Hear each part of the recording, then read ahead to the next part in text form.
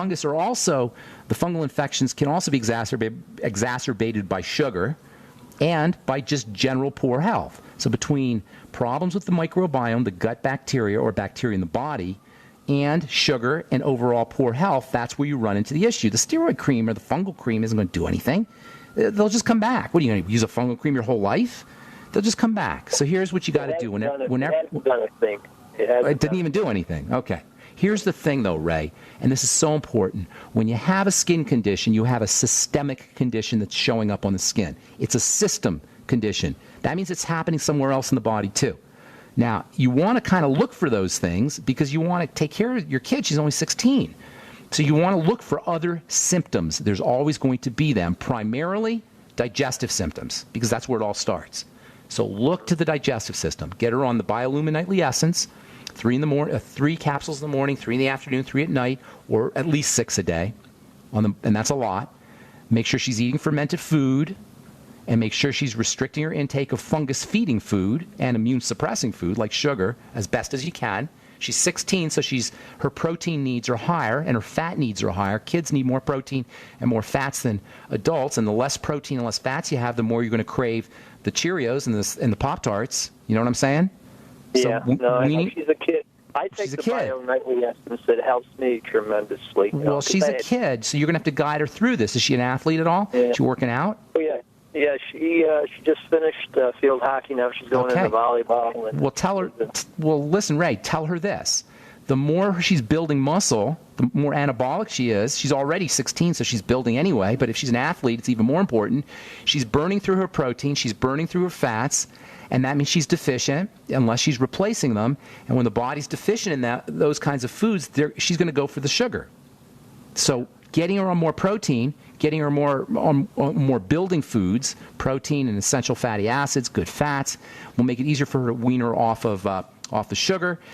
You might want to try an amino acid called glutamine, Glutamine, very important for muscle building, also for the immune system and the digestive system, and it's wonderful for weaning yourself or weaning anybody off of refined carbohydrates and sugar. Get her on the Healthy Start Pack for sure. And then, what about the whey protein? I take that. Whey protein is very, very good. It's the best. It's the athlete's favorite protein, but some people react to it. Try the One World Whey. Yeah, that's what I take. Try the One World Whey. That's what I would recommend. All right, I got to motivate here, Ray. I hope I helped you. One more big question. On her tongue, she just started this week a black and blue and a red lumps. Lumps on the tongue? Yeah. You should have told me that first. That's not a good sign. Now, it could definitely be related to the yeast, but when you have stuff on the tongue, showing up on the tongue is rich in blood and lymph vessels, circulatory system vessels, rich, and when things show up on the tongue, that means something is percolating in the blood. And she does have those signs. So I'd be looking for other symptoms, especially digestive symptoms, and then start to correct those. What about she must have something. Work you recommend? Blood work isn't going to help you. Because those go on reference values. Here's the thing. She has all the signs of a dramatic health issue, something that's going on, actively going on, which means there's going to be other signs. You can't do anything about the tongue. You can't do anything about the tinea versicolor, but you can do a lot about the digestive system. She can't have a tongue problem. It's unlikely that she's going to have a tongue problem and a fungal infection on the skin without also having an associated digestive issue. And the reason that's important is because that's where you can control. Okay? I'd be looking for some frank or some blatant digestive symptomology, especially constipation, loose stools, diarrhea, and these are major clues. She probably has something very significant going on in terms of how she's processing foods or food allergies or intolerances. Okay? Got to motivate. Thank you so much, Ray. I appreciate your call. All right, David in California, what's going on? Welcome to the bright side. Do we have David? Did I get David? David? Okay. Let's see, I don't mean to... He's been holding off for a while there. David. I don't see him, John. Oh, there he is. Hello. Hey, Dave. Sorry about that, man. Can you hear me? I hear you now. Yes, sir. Hey, what's going on? What's cooking? Anyway, I just wanted to thank you for everything you do. Thank you. Thank you for thanking me. Okay. I have a friend who is... I guess allergic to about everything there is to be allergic to, and the problem is she loves to do hair. That's her passion, but she can't do it because of the chemicals. Yeah. And the chemicals are nasty, man. Those are nasty. They are, especially, yes. But she's also, allergic to the more natural things, the trees and the flowers and all that kind of stuff. Well, guess what? If you've been listening to this program, you know exactly what I'm going to tell you. In fact, it's funny you should bring the subject up, because I was just reading an article here from Clinical and Experimental Immunology. It's from 2008. Allergy and the gastrointestinal system. The GI system plays a central role in immune system homeostasis. It is the main route of contact with the external environment. It is the main route of